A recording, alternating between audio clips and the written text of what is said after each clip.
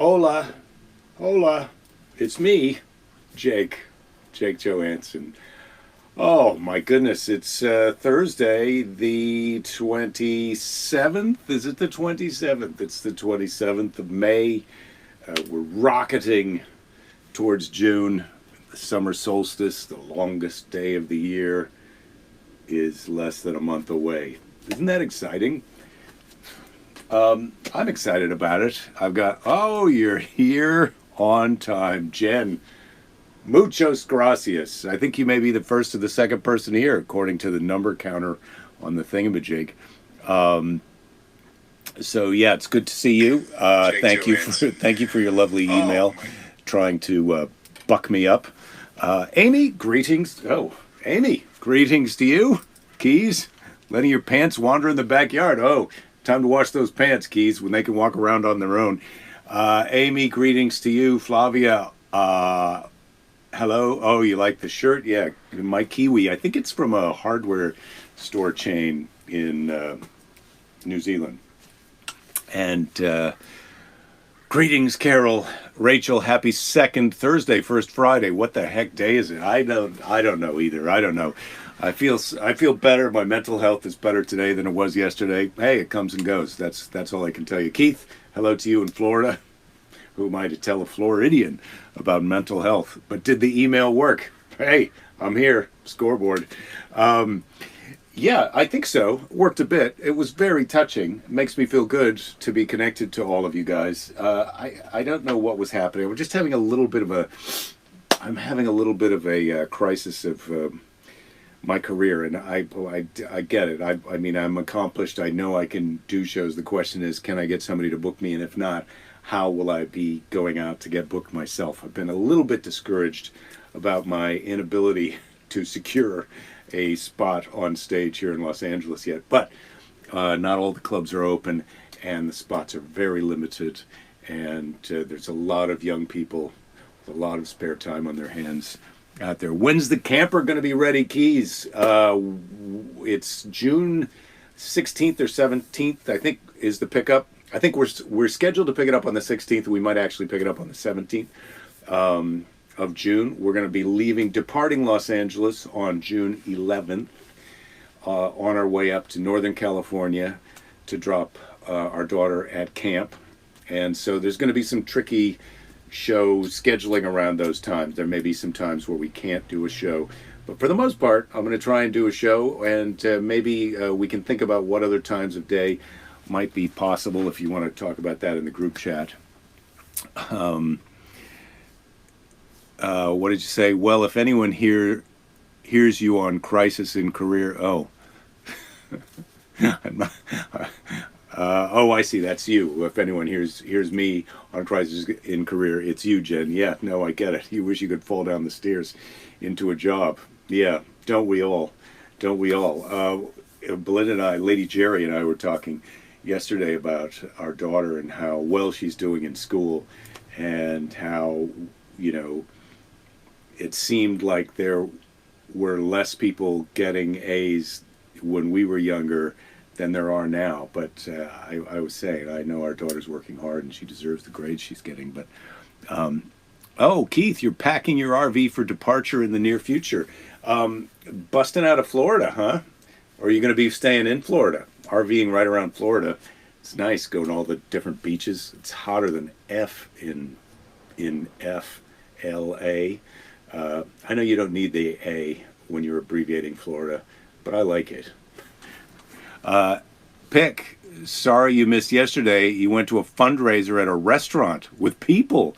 Saw faces without masks. I know, Pick, it's crazy going out. I went for a walk with Nigel today. We split the Clevelander sandwich here at Shoop's Deli down on Main Street. It's a corned beef. It's basically a Reuben, but they got some great corned beef in Cleveland. Hopefully I'll get back to have that. Christopher, hey everyone. Looks like you have more to catch up on later from the beginning again. Yeah, well, yeah, you never know. You never know. You never know how much you like the beginning when you come in the middle, but you can always go back and check it out. Look forward to going to see me live when my first booking is. Gary, well, thank you. Uh, I'm I'm going. I've decided to go cart before the horse. I know I've been saying in here for a week or two that I was going to get stage time, make sure that I felt comfortable on stage, and then schedule a week-long gig. But on talking to my manager, and after some of the frustrations of getting stage time in here in LA because things haven't opened up yet, I'm going to go out and put some gigs on the books for later in the fall at comedy clubs, and then just count on being able to get the stage time to get up and get ready for that. I think that's what's going to happen. Then again, we all have to face the fact that the only thing for sure is change, and who knows if the things we thought were going to happen are actually going to happen. Now, usually, I would have put the bookmark in the ancient aliens in the Bible in the place where, where I knew. So the daily briefing, this is where we left off last week. So now, this week on Ancient Aliens in the Bible. Are you ready for this? I hope so. Oh man, so anyway, here we go. So I've been reading this book, and it's now we're kind of going back over some of the things that we like. The original setup of the Ancient Aliens in the Bible. You're this close to getting on the phone and getting me booked somewhere, Jen. Well, hold off. Let's go over your script, your phone script, and let's target who you're going to be calling, because I do have a manager doing that. But maybe you guys can work together. Oh, you were born ready, Rich. Excellent. So a lot of what's going on now in the Ancient Aliens in the Bible is we're being reiterated. I mean, the whole point is that the Bible, is actually not talking about God, a supernatural being in outer space, but the gods are actually these Anunnaki aliens from their planet that have come to Earth just to do a catch-up. Formerly on the Bible, not formally, previously on Ancient Aliens in the Bible, we learned that the Anunnaki are here to get gold, to mine gold, so that they can restore the atmosphere on their home planet, and that human beings were being bred and genetically altered, and then they created some lady human beings, Eves, in order to breed with the altered Adam human beings, and then the Anunnaki found them hot. Anyway, the Anunnaki are the angels. So these two angels arrive in Sodom near sunset, at which time they're greeted by Lot. Now, we've been over this in the Bible, the children's Bible, and it doesn't really cover it in quite this much detail, but evidently the angels show up in Sodom, and they visit Lot, who's a decent guy, brings him into his house. They're having dinner. The people of the town, Sodom, these are some real party-hardy gangster bikers. I mean, it seems like Sodom is just full of crazy prison gang biker guys, not to disparage prison gang biker guys if there's any watching, but Lot's actions demonstrate that these angels are not spiritual beings, but individuals who walk and take time and effort getting from one place to another, because when Lot sees the angels, he's super glad to see them, runs up, gives them a foot bath, and bites them in to have some dinner. And then while they're inside, as covered in the Bible, the angels, the townspeople outside gather around, and they're out, and it's a frenzied crowd. As the angel bedded down for the night in Lot's house, a frenzied crowd encircled Lot's home, calling for the two guests, the angels, to be handed over for some good old-fashioned sexual abuse. That's a direct quote from Ancient Aliens in the Bible. So the townspeople show up, and they want to rape these angels in Lot's house. And Lot refused to give up the angels, and instead, this part I don't think was really covered in the children's Bible. Instead, Lot offered his two virgin daughters in place of the angels. But the people of Sodom were lusting after the angels and tried to break down the door and get a hold of them. They were like, no, thank you. I get it. Normally, we would love this offer of your two virgin daughters. Very generous, but we really are hankering for some angel ass right now. So then the angels got rid of the pesky lynch mob with a very strange and highly advanced weapon. And then there's some, no, a lot is not exactly Father of the Year, Keys.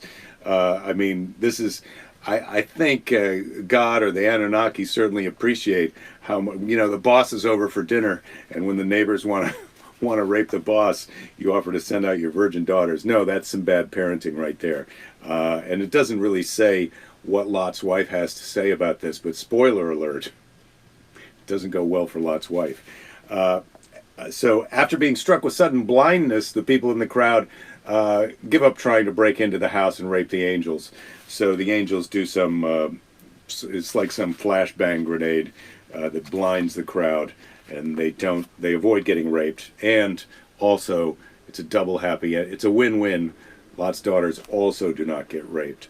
But the point of this story is that these are the Anunnaki.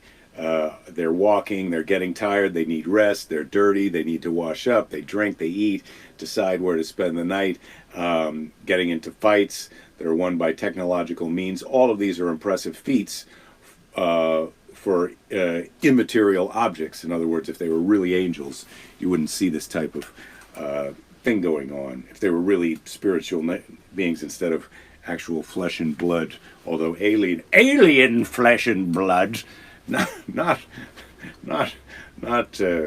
earthly flesh and blood, these Anunnaki angels.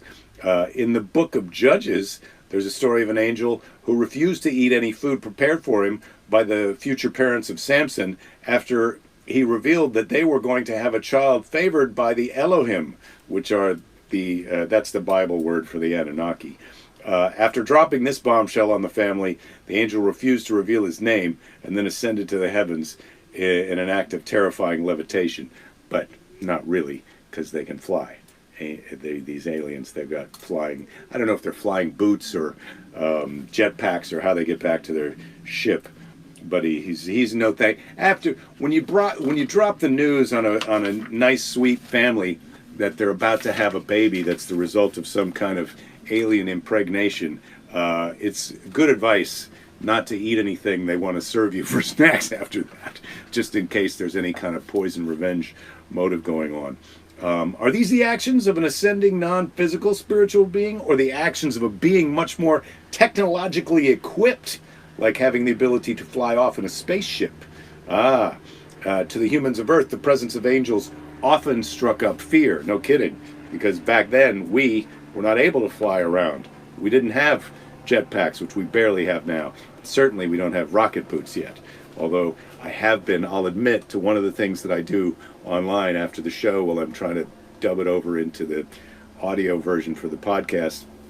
I'll watch some things on YouTube and somehow I've gone down the rabbit hole. First it was the van conversions, which I'm still an advocate of van conversions and solar generators. I've got the solar generator sitting right there, which I could, I'll show you that as we get ready for the truck trip. I can show you all the gear that I've got to put in the camper. But now I've been watching videos about electric unicycles.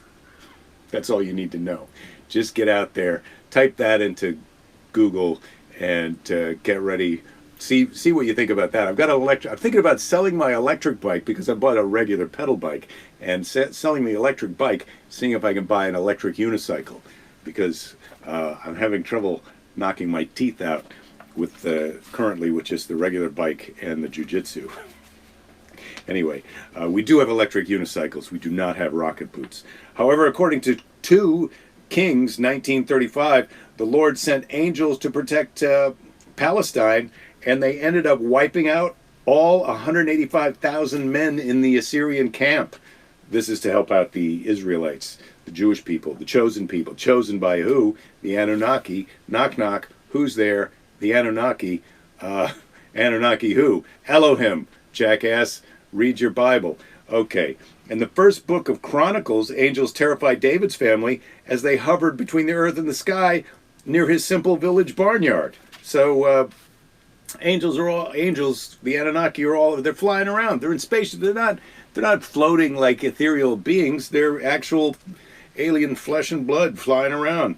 These were skills these are skills purely spiritual beings would have no use for, right? And and then there's one in here where Azazel, an angel, teaches men how to make swords and knives and shields and breastplates. In other words, they're sharing some of their rudimentary. They can't show us how to make the rocket boots until, I don't know. We don't know yet, but hopefully soon they'll show us how to make the rocket boots. But back then, they were showing us how to make shields and breastplates. Teaching lowly men these secrets pissed off the other angels as they pleaded to the Lord to put an end to this angelic rebel uprising. So some of the angels are teaching us new tricks and so on and so forth. This adds weight to the argument that these angels were physical beings and related to or in service of the heavenly Elohims, a.k.a. the Anunnaki, a.k.a. Eloi, and I can't remember the other guy's name right off the top of my head, but I feel like I've done a pretty good job on this week's Ancient Aliens in the Bible. Next week, we're going to be talking about the many-faced God. We're going to be talking about, it starts off by this guy, Mauro Biglino, who used to work for the Vatican, for reals. And when I say used to, I mean he recently used to.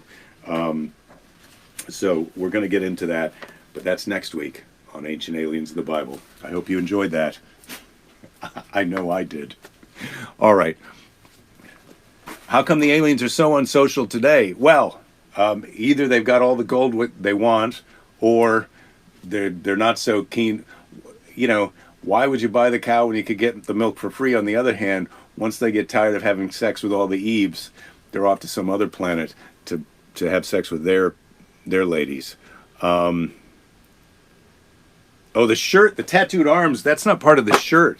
The tattooed arms are these tattoo sun sleeves that just go on.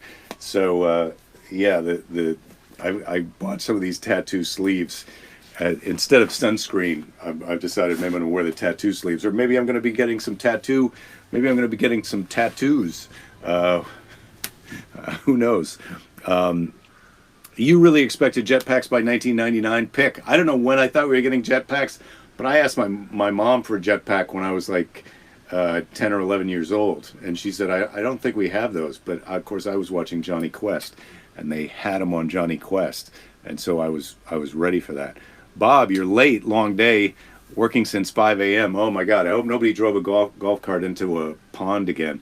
And I really am sorry that you came in the middle of Ancient Aliens in the Bible, since this is your jam, as they say. Your sister rides a unicycle that she's had for 40 years. Wow, Bob, a unicycle, but is it not an electric unicycle?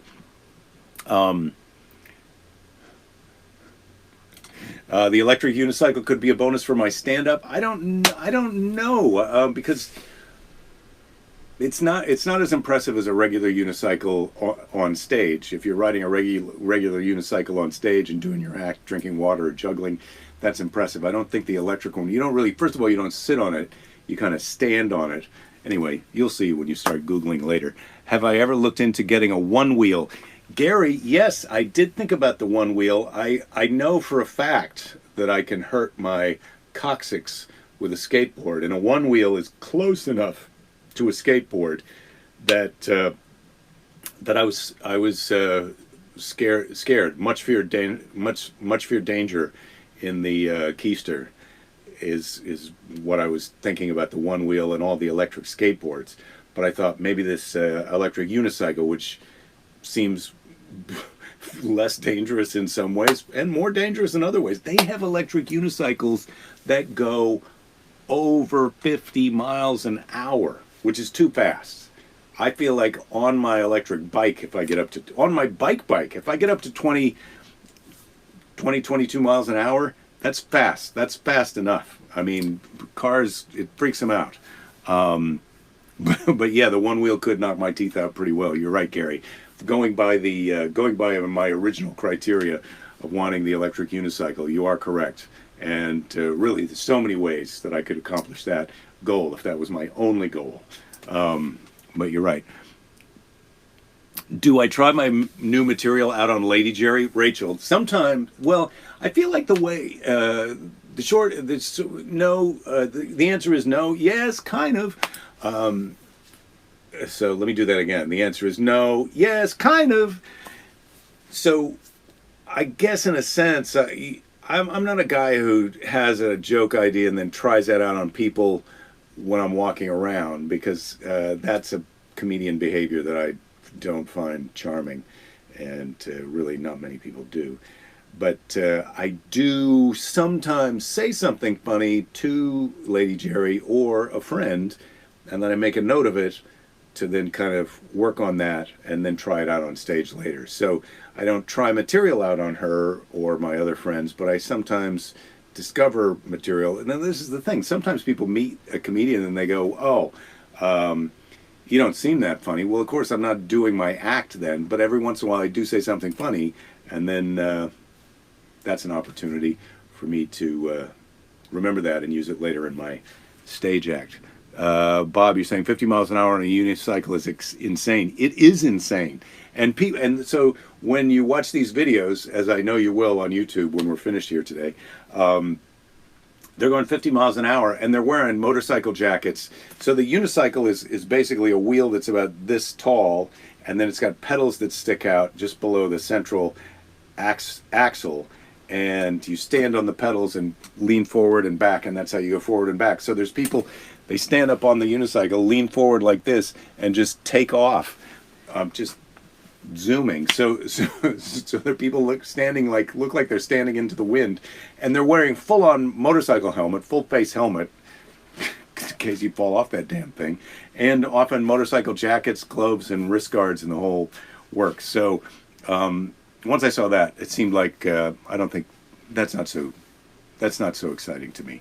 I could consider going 15, 18 miles an hour, but this is a person who's never done it. If there was a place that I could rent a electric unicycle or that sold them near here, the closest place I could find is in San Diego, where they sell them. So I'm going to call and see if I drove down there, if they let me try one, and then, but we'll see. Who knows? I'm sure that someone can give you a electric unicycle lesson. You're saying the riding lawnmower world championships, they get over 80 miles per hour. Yeah, and you're not getting a good lawnmower at 80 miles an hour. I can tell you that. My father told me that when I was young. You can't be going super fast, especially around the corners. Once you get that lawnmower up on two wheels, you're not getting an even cut. Flavia, yes, they do expect comedians. Sometimes they expect you to be performing all the time, or when someone says, "Well, you don't seem that funny," it's just like, "Hey, well, we're having a conversation. If you stop talking and I just do my act, maybe you'll think I'm more funny." But I'm not going to do that because scoreboard. I'm not getting paid. I'm not at work. Eric, I get nervous when I go on national TV, or have I been doing this long enough that I'm totally comfortable? Yeah, Eric, I would say. It's sort of in between that. I would say I'm comfortable on TV. I'm not getting nervous like I'm afraid, but I'm getting excited because it's a big deal. So I'm excited because it's a big deal. And sometimes if I'm doing a corporate gig or some weird gig that where the circumstances are a little less common, if it's outdoors or there's a bowling alley or we're in the middle of some crawfish festival. I've never performed at a crawfish festival.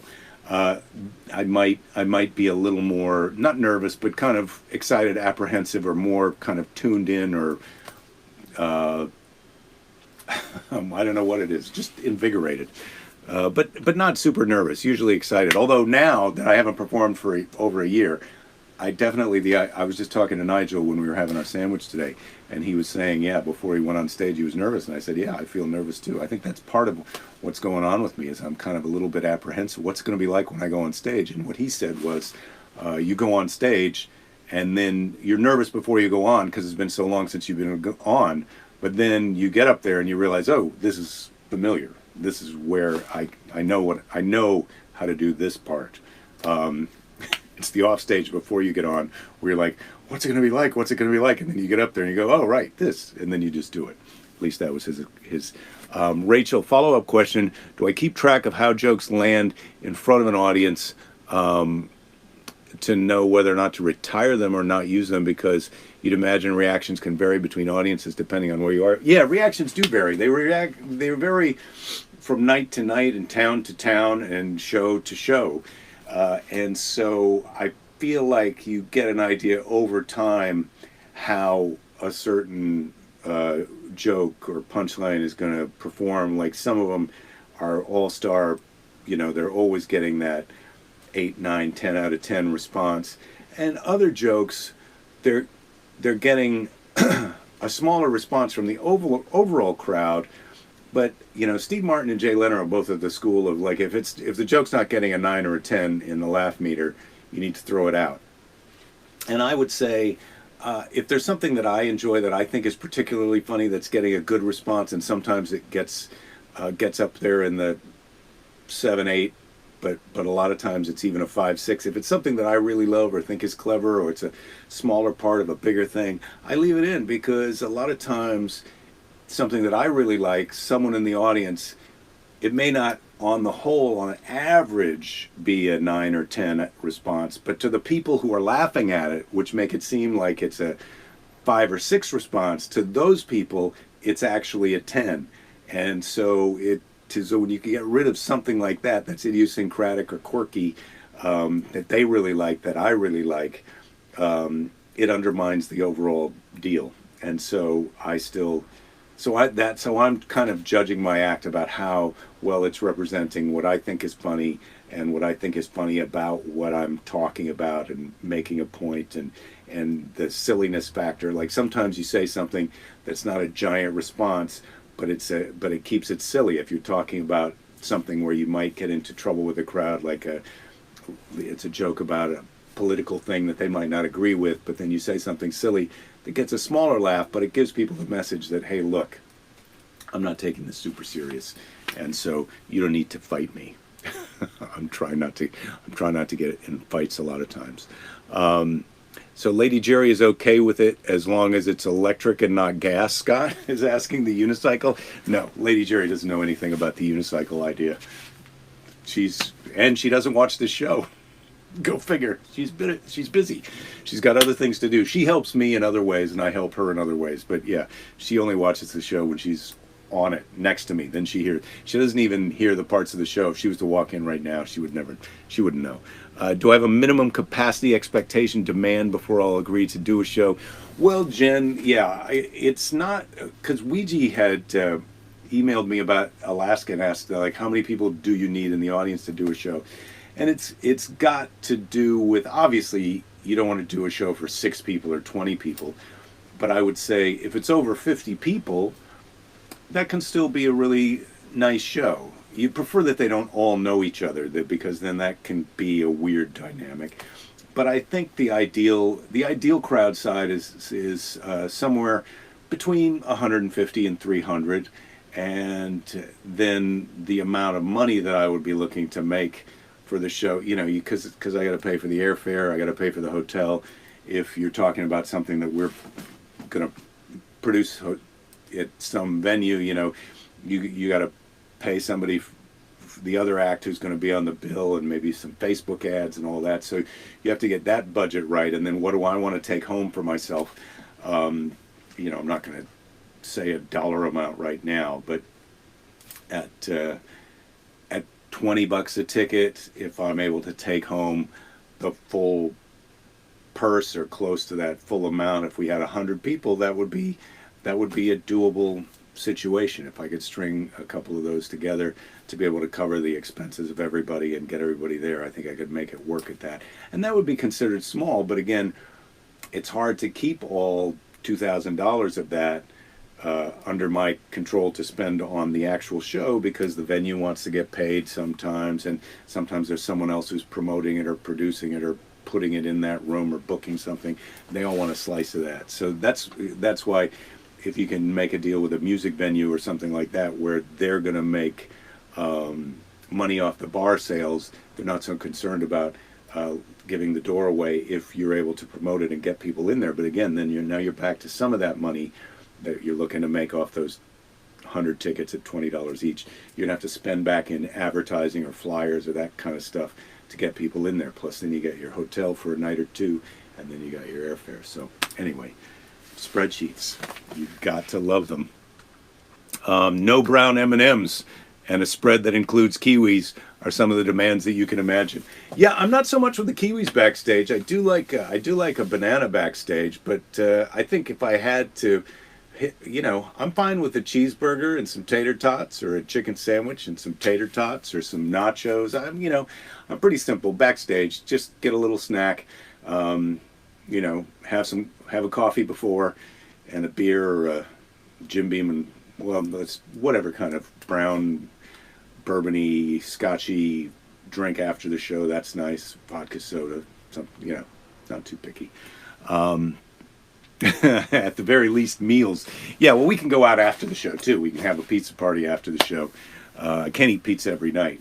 That's I tried that, and it doesn't work so well. Yeah, Flavia, I'm low maintenance, and that works great because I'm surrounded by higher maintenance people. Let's not name names. The show's gone a little long today. Went a little shorter yesterday, went a little longer today. I didn't see this coming. You guys are also low maintenance. Thank you for being here today. It is time now for Seize the Day. And don't forget, we'll be back tomorrow for the Friday Happy Half Hour. I don't have any show plans for that, but of course it's usually a hang. So we'll see. Yes, Christopher, the No Brown M&Ms is an interesting story. I can't remember the band, but I want to say, was it Van Halen? But yeah, the No Brown M&Ms story is an interesting story. The reason they put that in the rider was because if they saw brown M&Ms backstage, they knew maybe they hadn't read the complete rider, and that the band, which I wanted to say was Van Halen, but it may not have been, they had weights and effects and things that if they hadn't read the rider, it was going to be very, very dangerous. It is Van Halen. Thank you. That if they hadn't read the rider, maybe they didn't have the weight, the stage bracing under the stage correct, or the lighting, or the safety effects for the flash stuff that they were doing. So anyway. It's not that they hated the brown M&Ms. They wanted to know whether or not the person read the rider. And then you get there early in the day, you see those brown M&Ms, and okay, let's get the contract out and take a look. All right, now it's time for Seize the Day. Seize the Day, and today's Seize the Day is from Red Skelton. I picked this one out yesterday. Today's Seize the Day is from Red Skelton. And I remember watching Red Skelton on TV when I was a boy, if you can believe it. Live by this credo. Have a little laugh at life and look around you for happiness instead of sadness. Red, are you talking to me? Laughter has always brought me out of unhappy situations. Red Skelton. Live by this credo. Have a little laugh at life and look around you for happiness instead of sadness. Laughter has always brought me out of unhappy situations. It seems oversimplistic, but try it. Try it. If you're unhappy, try some laughs. Thank you guys very much. Rachel has a little note here at the bottom for me. Thank you, Jake, for all of the laughter that you bring us. And I hope we've had some laughs during this pandemic. I hope you all had a laugh today. I hope you're all learning about the truth from the ancient aliens in the Bible. And if you have time before next week, I suggest that you Google Mauro, M-A-U-R-O, Biglino, B-I-G-L-I-N-O, and you can see his book about, he's written a book about the aliens in the Bible, and he worked for the Vatican translating ancient texts. Spoiler alert for next week in Ancient Aliens in the Bible. Take care of yourselves and take care of each other. Thank you for taking care of me. Don't give up. There'll be plenty of time to give up later. And look before you leap. And that applies to stairs, up or down. All right. See you tomorrow.